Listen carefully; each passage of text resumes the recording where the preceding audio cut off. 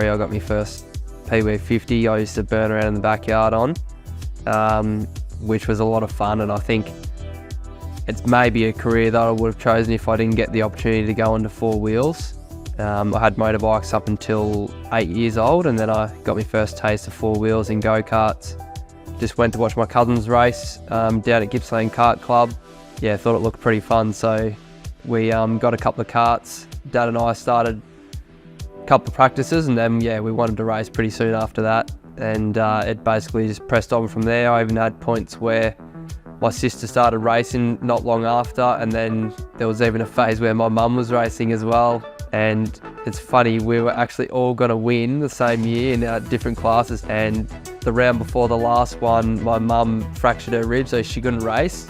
So she finished second because she didn't race, and all the rest of us won. It would have been pretty cool to all win the club championships. So I took the step up from karts to Formula Ford, started racing with Ball Racing Developments in Melbourne. And in that time, I actually started working hands-on in the workshop there.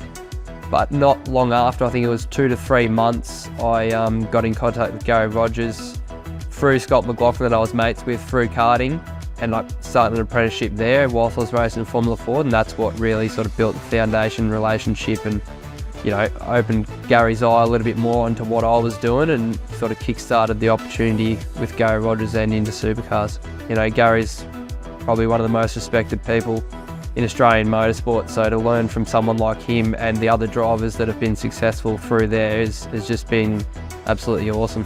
I think the break for me out of supercars was a good thing in hindsight. Obviously straight after it happened was a bit of unknown whether I'd get another chance again, but looking back on it, how it sort of drifted away was obviously Gary Rogers pulling out of supercars to start new endeavours, and that was completely fair. You know, I still had a good relationship with Gary, and we did actually sit down and discuss, you know, if I wanted to press on, he was willing to run one car on its own the following year. And as our focus shifted, we sort of weren't putting the energy and time into the supercar stuff that what we needed to perform at the top, and I pretty well said, you know, if unless we're going to change things to improve that dramatically, then I don't think, you know, we're putting 100% effort in. I don't think it's worthwhile doing, and that's when we both agreed to make the decision to go separate ways. And I still stayed in great relationship with Gary and kept racing S5000